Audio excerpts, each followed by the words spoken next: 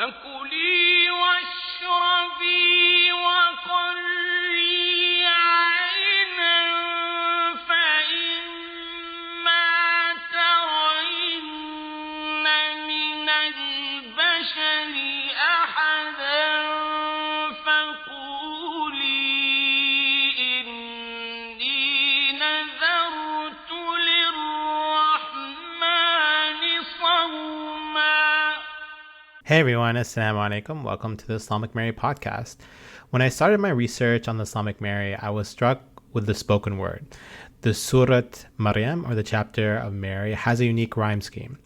Maryam speaks in the Quran. She talks about her pain and suffering. She teaches Zechariah about God's providence. And she also is someone who questions and asks about the divine will. This led me to an American Muslim guide to the Art and Life of Preaching by Imam Sohaib Sultan and edited by Martin Nguyen. I knew Sohaib Sultan early in my career when I traveled to Princeton University to look at some Arabic manuscripts. Sohaib generously hosted me at his house, took me to the Princeton Muslim community, and explained to him his life as a chaplain at the university. I heard several years ago that Sohaib was diagnosed with cancer, and I wanted to reach out to him, but unfortunately he passed away before I had the opportunity to say goodbye. In many ways, this interview with Martin Ying is a way to honor his life and legacy. All right, welcome, Martin, to the Islamic Mary podcast. Oh, thank you for having me. So really excited to have you here today. We'll be speaking about your edited book, An American Muslim Guide to the Art and Life of Preaching by Sohaib Sultan, which you helped revise and expand. And I know you had known Sohaib for a long time, but could you tell us a little bit about yourself initially, your spiritual biography, and how you came to help with this book? Sure. I guess first and foremost, professionally, I'm a professor of Islamic Studies in the Religious Studies Department at Fairfield University. My work has entailed dealing with the Quran and its interpretation, but as of late, I think I've pivoted increasingly to doing what I call constructive Muslim thought. I'm trying to think and write as a Muslim, all right, trying to imagine in what ways can the Islamic tradition help us understand the world and respond to all the things going on.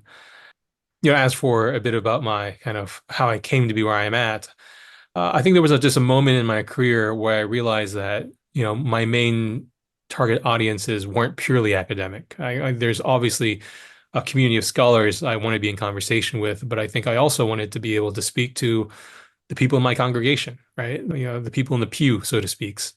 And writing theology is kind of my way of addressing that, what I thought was a calling, a desire to really have, to make the most of the position and the talent that I've kind of developed over the years. What's interesting is that the last book that I wrote prior to this one, Modern Muslim Theology, I make this gesture near the end of it about homiletics, right? The art of preaching, of how I think it's important that like the way that we communicate a message is just as significant, right, as the message itself, that we should be attentive to it, that there should be a poetic quality to it. So in some ways, when this opportunity came around to write a book on preaching, or to at least help a friend get his book on preaching out, I felt it was a natural outgrowth of this kind of new concern for doing more public-facing theology or doing these more kind of constructive projects.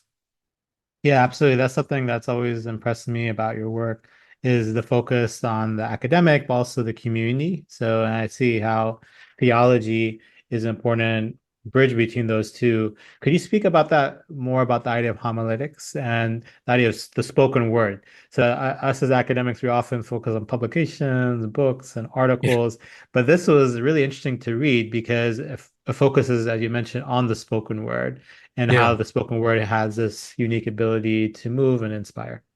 Yeah. Well, I'll say one of my greatest frustrations with academia is the fact that we spend so much time gaining expertise, getting this doctoral training, the PhD, and we end up mimicking the mentors and scholars around us, which is not a bad thing, right? I think it's a necessary growth, but we end up speaking to a very small audience using heavily laden jargon. There are, of course, complex concepts, and sometimes you have to kind of create a vocabulary, a lexicon to express it. But then who does that reach? And so homiletics, at least in my mind, right? That's it's speaking from a imagined pulpit. It's this idea of how do you address a broader audience? How do you capture their imagination? What are the ways you can kind of reach them? And you just look to other arts like spoken word, right? There's ways that it's not just what you're saying, but the cadence, the meter, the rhythm that you bring to it, the visual imagery, the choices, the stories you tell, right? All these things culminate and build to create what I think is a more captivating narrative. That yes, you can take those same complex ideas, those nuances that you want to convey, but can you actually translate that? So in some ways, homiletics, this art of preaching, is really kind of an art of translation. We have ideas, values, principles that we want to impart and share with others. How can you do that effectively? There's a bit of rhetoric there, the art of persuasion. And in some ways, I think many of us have learned to do this kind of through trial and error, through experience, but just having a concerted look about, well, what could we do to improve how we communicate? And in this case, how can we deliver a better sermon? Is this needed? I think we want to elevate our discourse. We want to elevate our means of engaging with each other and with our communities. And so works like Suhaib's, I think, are one step, kind of a building block towards creating something much more enduring and hopefully elevating. Absolutely. And use the word friendship. So I felt that while reading the book, that this book was a product of a friendship. So could you speak more about the friendship you had with Sohaib and how it translated into this book? Yeah. I feel the Muslim community, once you kind of step back, you realize it's smaller than, at least in the United States, it's smaller than you imagine. You hear of people, and Suhaib was someone I'd come into contact with many years ago, but it was really, I would say 2009 that we really first got to know each other well. I had gotten married. My wife, Kiran, had been childhood friends with Suhaib. And so we began to see each other more, right, as family friends would do. And this particular topic, right, of the khutbah, I learned that he was working on finishing his master's at Hartford Seminary, as it was called at the time, and he had been driven to kind of write a thesis about, the art and life of preaching. How can we actually do it well? And right away it resonated because I think he and I, as Muslims in the U.S., we've had all sorts of experiences, the good and the bad. You go to a Friday prayer, and sometimes you're moved, and other times you want to just move out. You want to get out. You want to exit as soon as possible. But once I heard that he had written this, I was like, oh, this is something that's important. And I remember when I first heard about his thesis, I was like, you got to publish this. You got to get it out there. You have to translate it into a book. And it's not something that I think is unfamiliar to Suhaib. I mean, if you look back, he's written other books as well. The Quran for Dummies, I think, was the very first one he came out with. And so I knew the task was something that could certainly be done. But then over the years, I would just kind of remind him, like, oh, is there anything happening with that book? Out of personal interest, I wanted to see it in the world because I wanted the quality of khutbahs to improve. In terms of our friendship, we've had all sorts of experiences together. I'll say one of the things that he brought me into, which was an area I did not expect to be interested in, is that when he was at Princeton, he developed, as part of the Muslim Life program, this kind of more community-facing endeavor called Mizan. It's a family retreat, a Muslim family retreat that was held out in Pennsylvania. And the idea was Muslim families would come out and spend time on campgrounds, living in cabins, but doing all the outdoor activities you expect. But you're also you're praying together, you're having lessons together. There's classes for kids of all ages, right? And there's classes for adults, and it's just a great time to bond and to be in nature.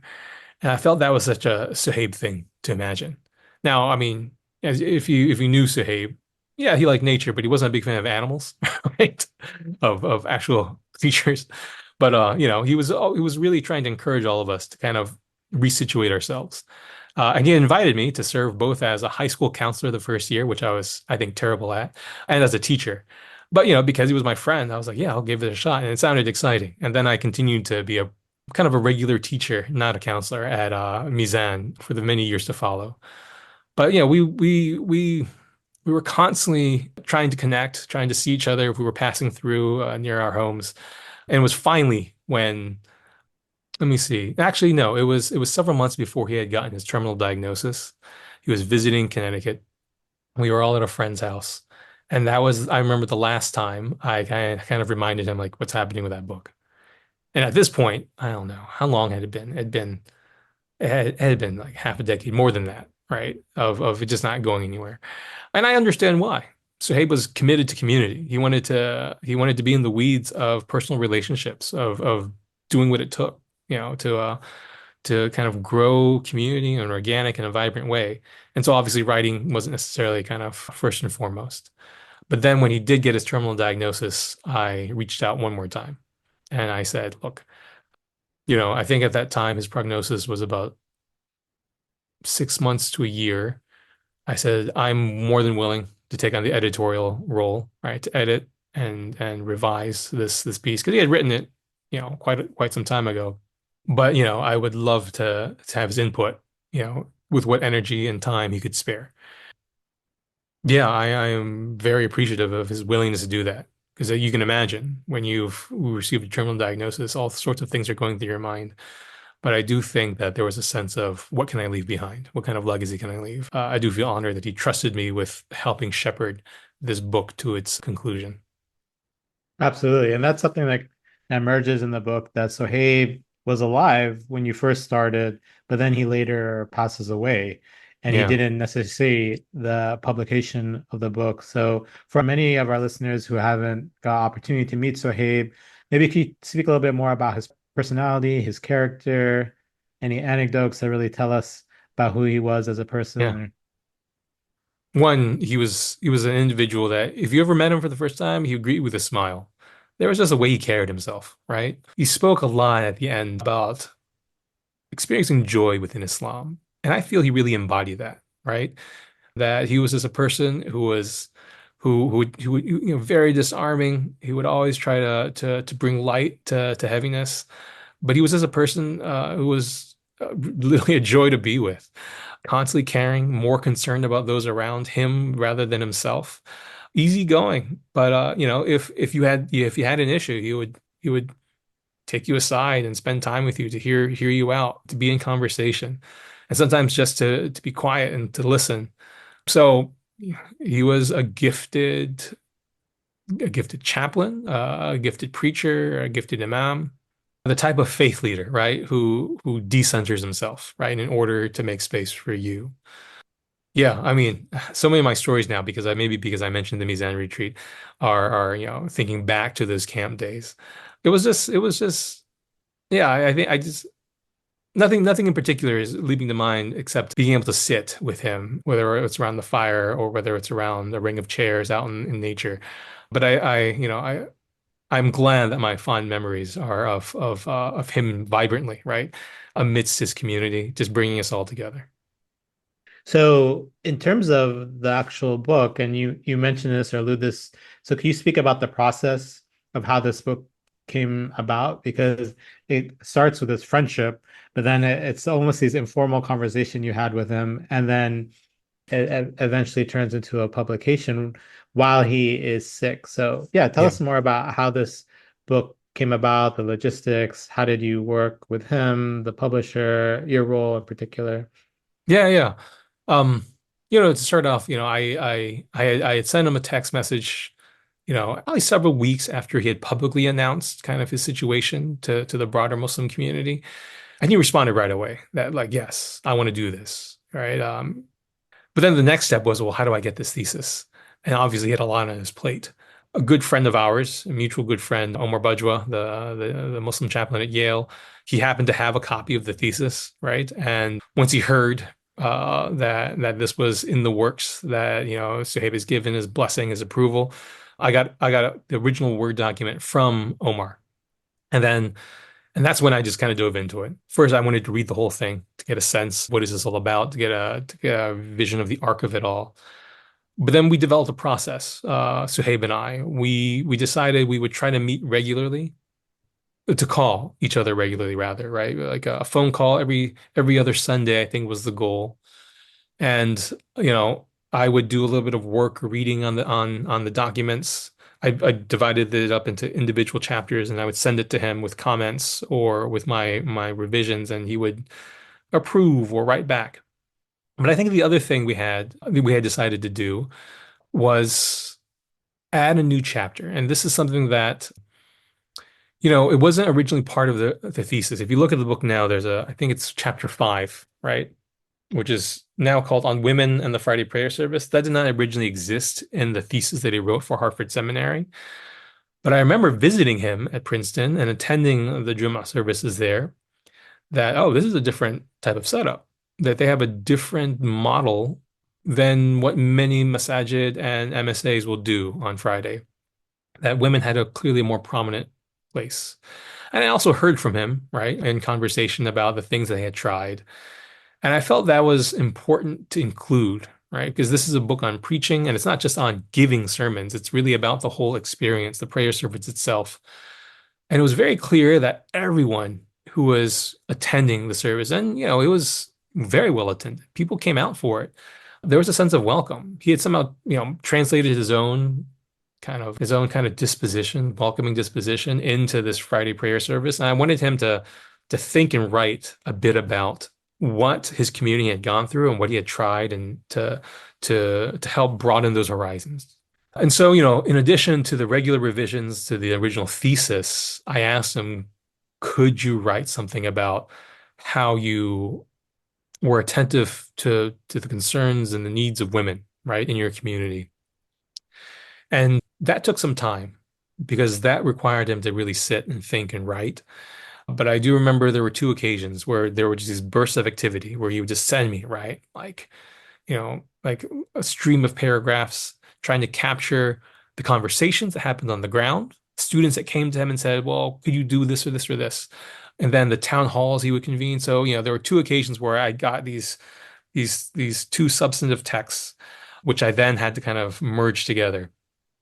Those two spurts were several months apart, but I do remember the big task for me was to kind of interweave them into a coherent chapter, and also to see if I could capture his voice. By that point in time, I had revised, maybe 2 or 3 chapters. I had a good sense of his writing style, and I was trying to bring that there. I think one of the problems, a challenge, right, is we often impose our own voice. And if you read the book, the foreword and the afterword are entirely mine.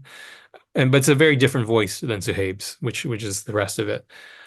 And so, I brought together a piece. Unfortunately, Suhaib didn't have the opportunity to kind of review the final product of chapter 5.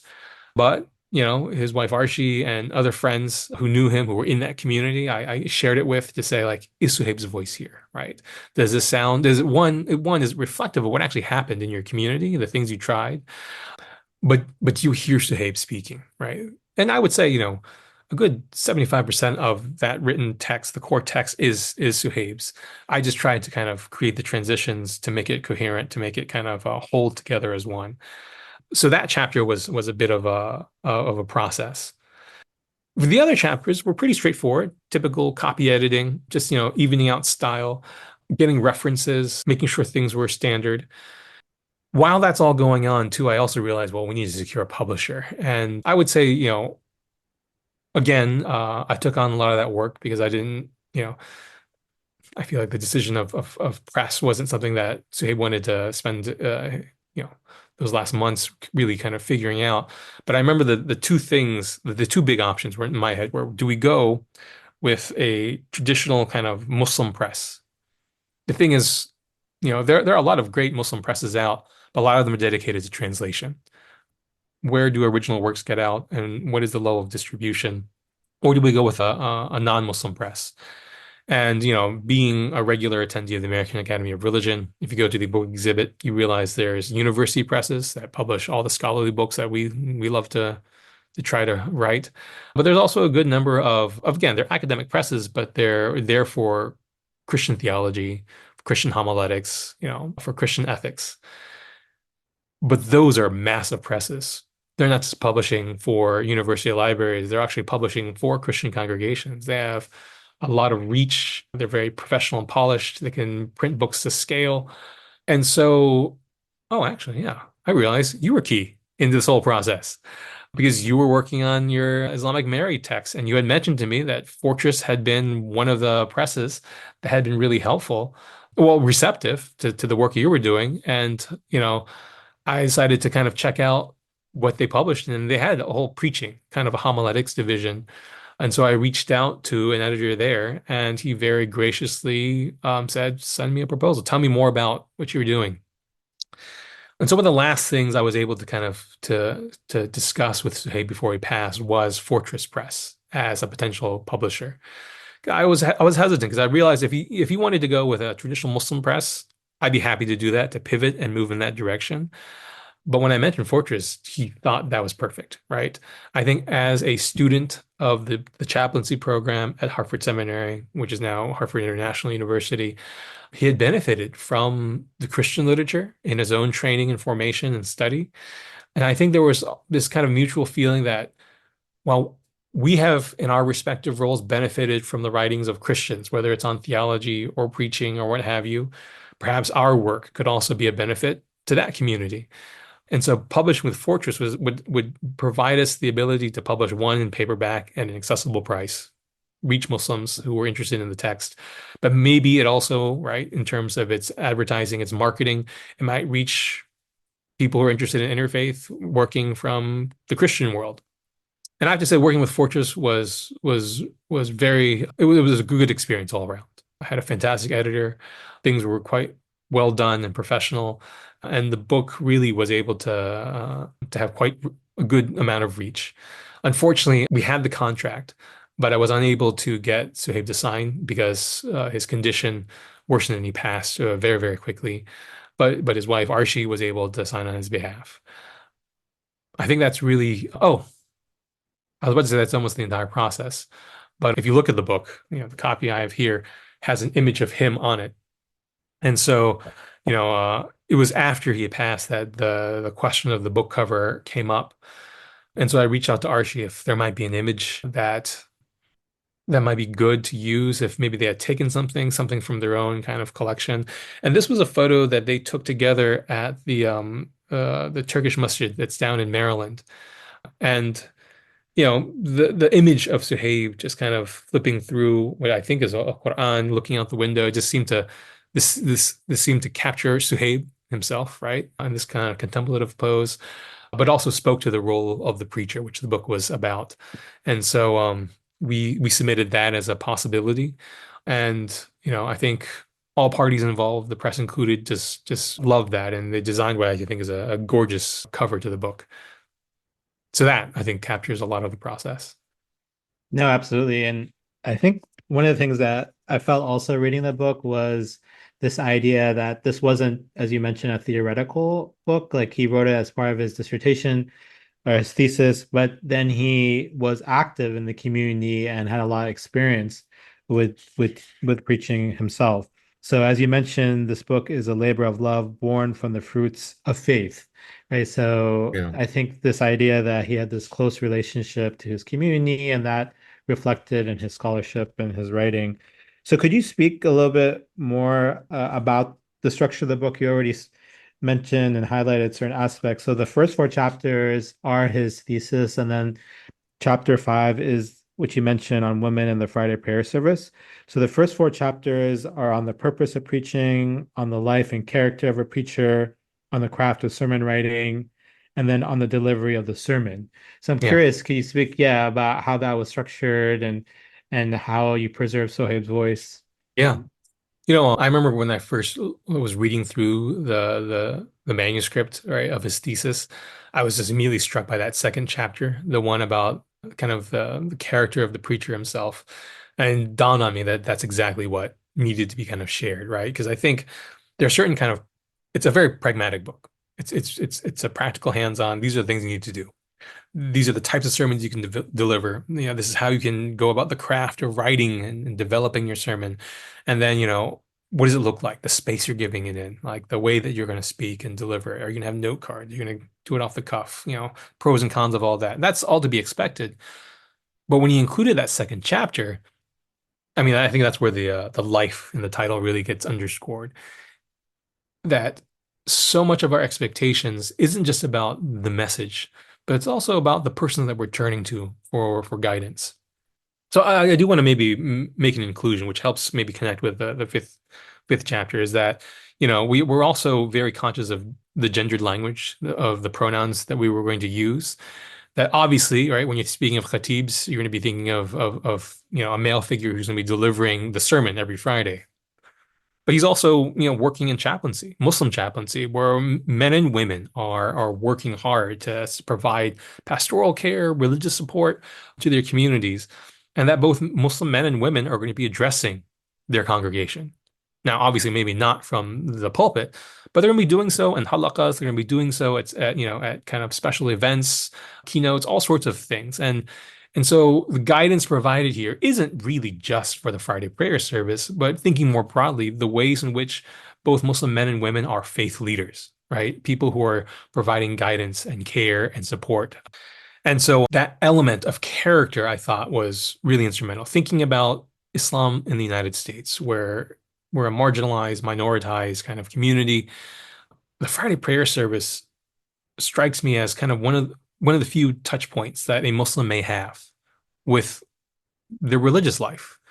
They're busy living perhaps as the only Muslim in their neighborhood, in their school, in their workplace. But attending Friday prayer, all of a sudden, you're with your community. And so the experience you have there is of extreme importance. And you're not just thinking about what's being said, but who is this individual who's addressing me? And depending on your reception, your experience of that, that's going to bring you back later on. Are you going to return the following Friday? Are you going to go to any of these other events or programs? Are you going to seek out counseling or advice, right, from this particular individual? And so the idea of, not only being a good preacher in a practical sense, but also just being an exemplary individual, right? I mean, our whole faith is about imitating the Prophet Muhammad sallallahu alaihi wasallam. And, who should be leading that? It's our faith leaders, whether they're men or women. They should also be embodying the Sunnah in their own ways. And so I think his addressing of that was so characteristically Suhaib, because I think he kept that in mind in his role, right, as a chaplain, as Imam Suhaib at Princeton, and he was sharing it here. I think, and something you alluded to, which I do want to emphasize too, is that he wrote this as his master's thesis, but now we're expanding and revising it many years later. Right now, he has like a decade's worth of experience in the role of imam, of providing kind of on the ground care, of addressing communities of all stripes. Well, he has a substantial amount of experience as chaplain at Princeton. He's being invited. He's visiting. He's delivering sermons in a whole variety of contexts, different masajid, different settings, whether it's other MSAs. And so I think part of the revision process is being attentive to the growth that transpired and seeing, well, what else would you add, right? Now that you're, a decade later looking at the same work. Yeah.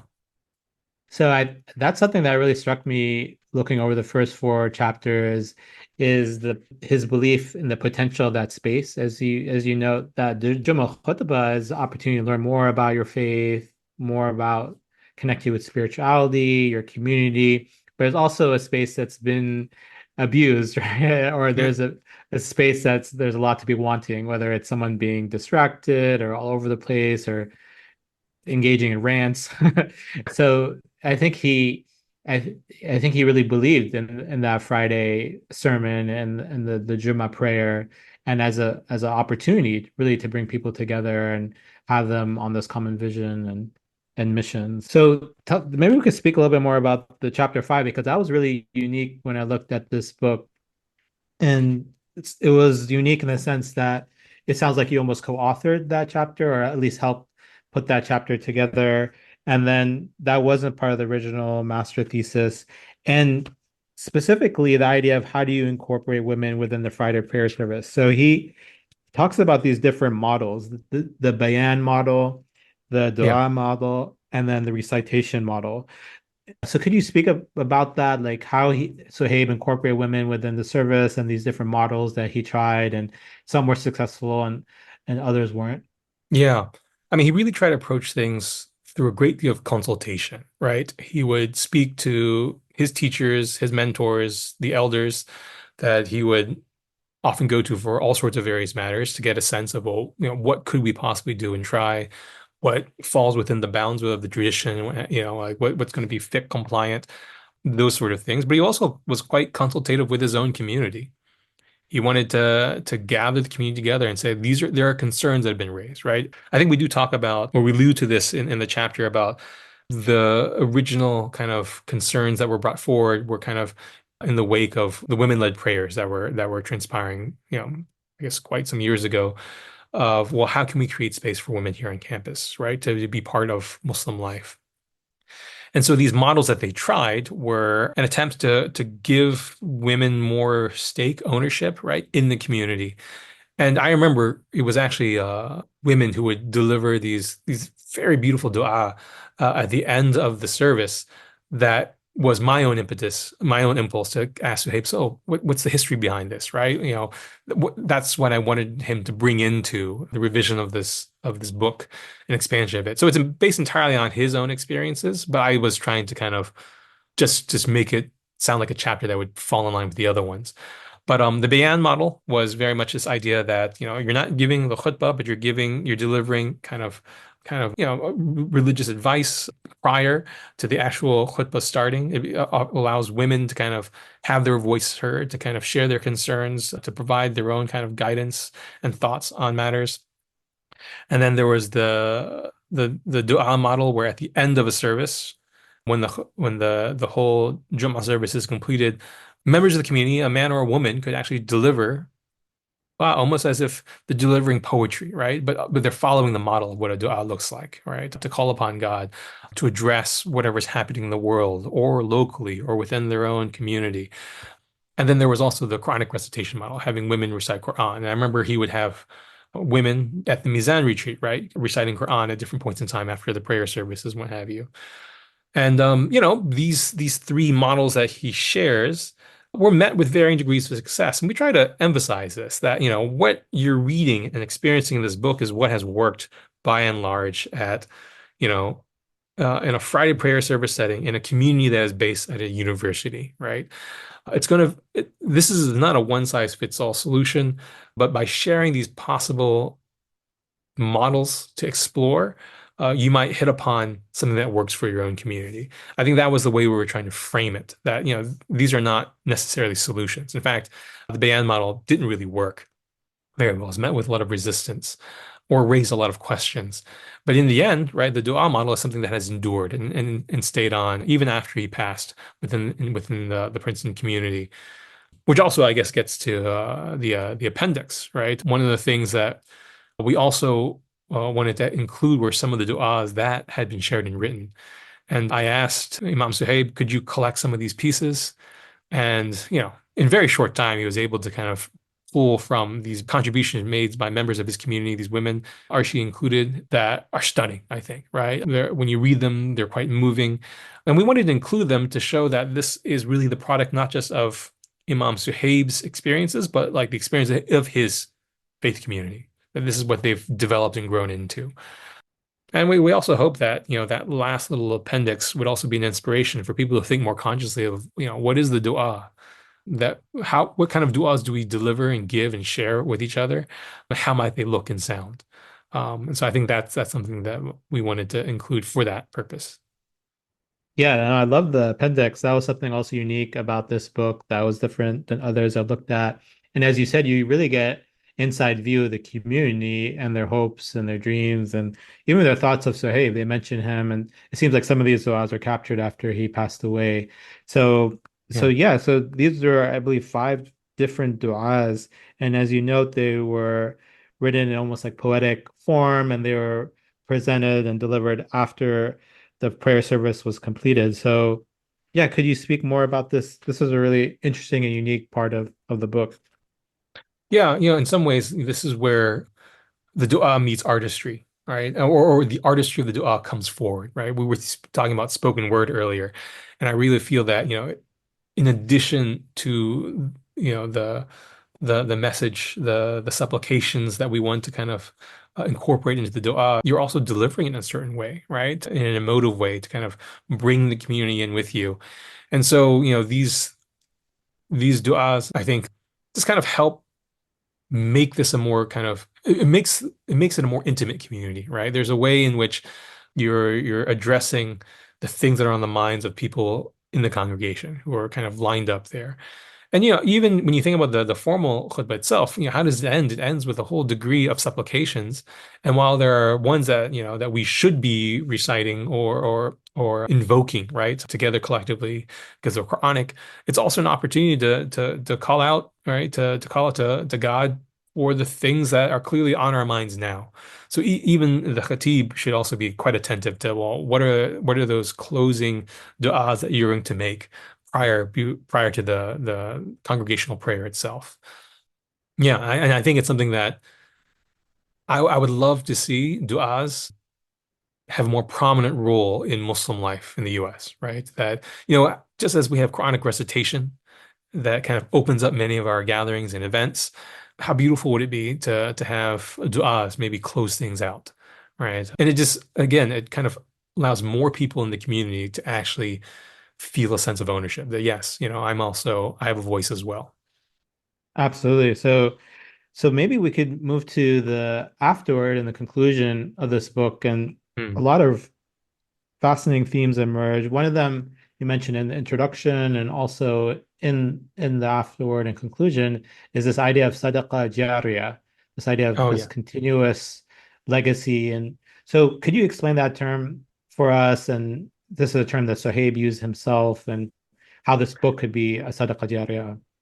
Yeah, yeah. I mean, you can think of it as an ongoing charity, a charity that continues to give, right? A means of beneficence, a benefit rather. I mean, not beneficence. It's a benefit that continues to support those that you leave behind.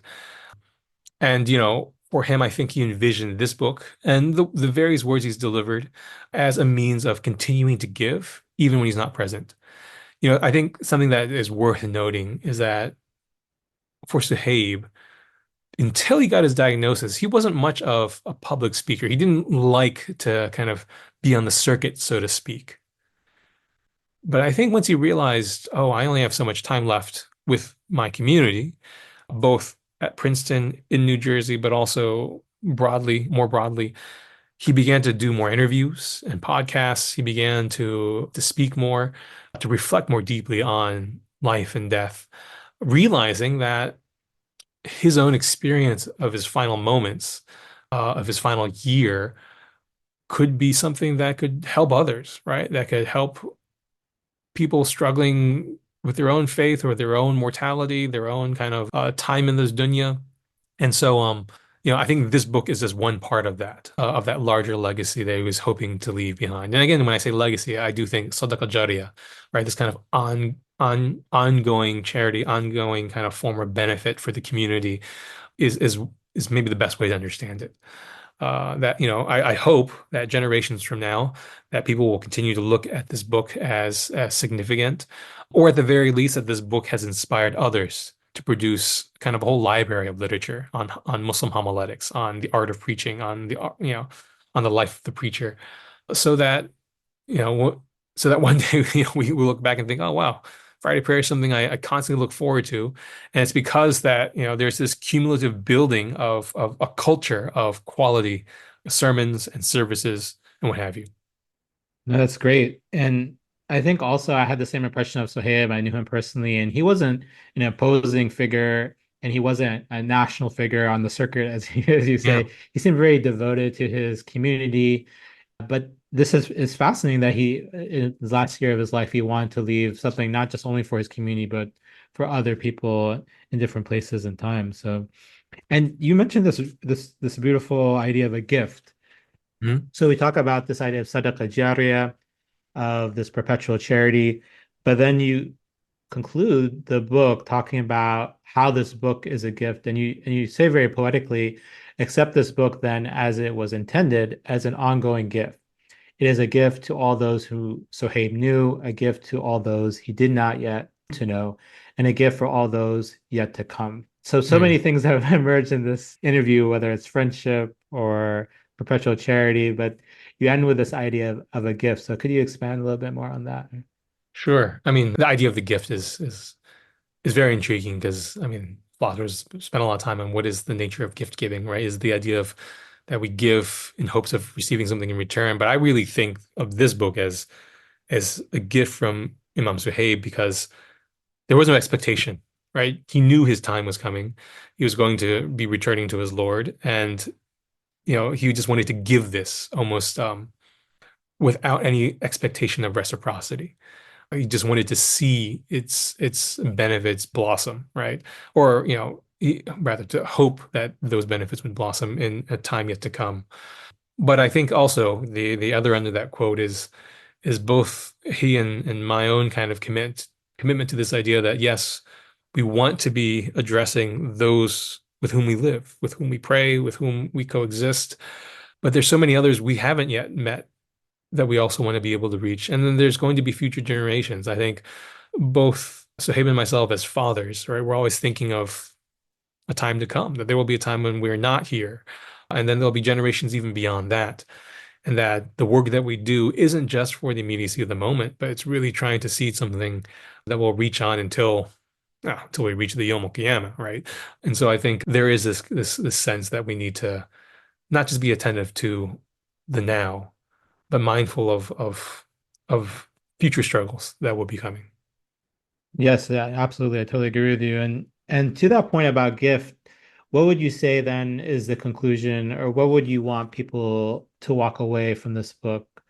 Or the key takeaways, how can people benefit? What can they learn?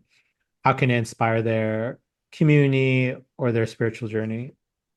I think there's two things. I think one, the first thing that jumps to mind is that, I think there's a lot of people who like the idea of being a leader, right? Of being in that position where their words are heard.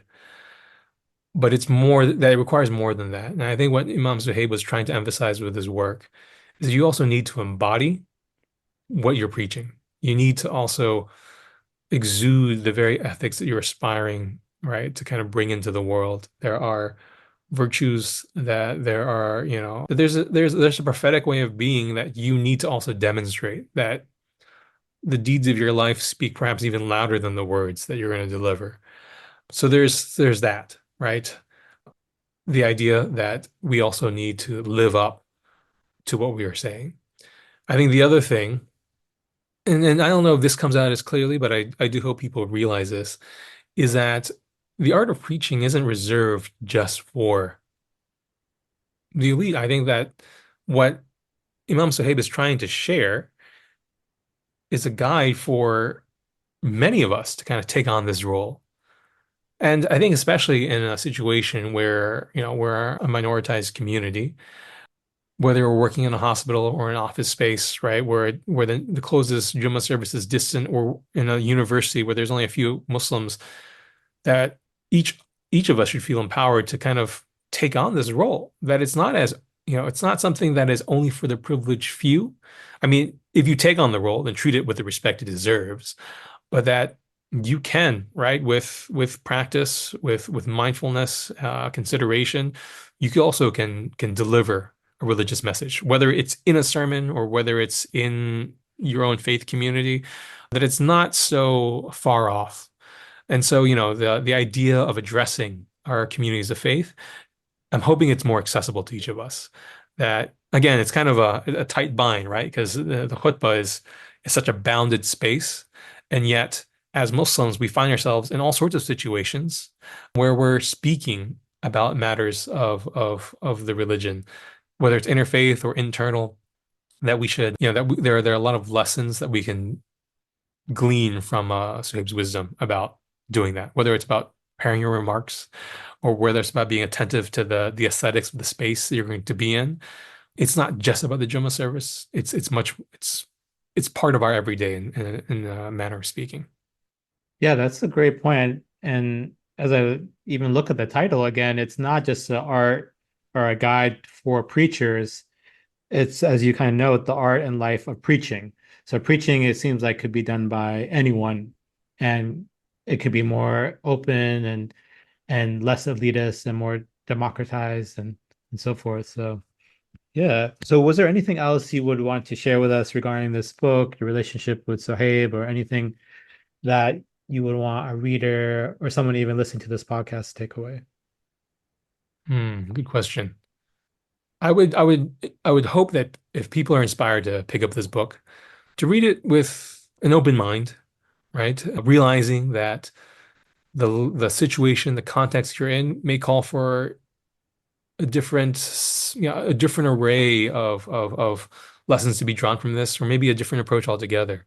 And that if anything, right, maybe this will inspire you to write your own kind of a guide, right? Or maybe a manual of some sort, right? That I think we each have something to say. It's just a matter of finding the best way of doing it. And for those of us who are drawn into kind of those positions of public speaking where faith is at the core of the message being delivered, that that Suhaib has given us a beautiful model to follow, but that we should also be developing our own models based upon who we are and where we're from and who we live with. Wonderful. Thanks so much, Martin, for joining the podcast. Oh, it's been fantastic. Thanks again for having me. And that was my interview with Martin Ying. So many things struck me in that interview. First, the idea of friendship. Martin and Suhaib were friends, and the idea of the book emerged from informal conversations they had. And as I tell my students, learning can happen anywhere. It's not simply in a book or a documentary or within class. Learning can happen in these informal settings, when you're having tea, sharing a meal with someone, or going on travels. The second thing that struck me was the idea of the spoken word.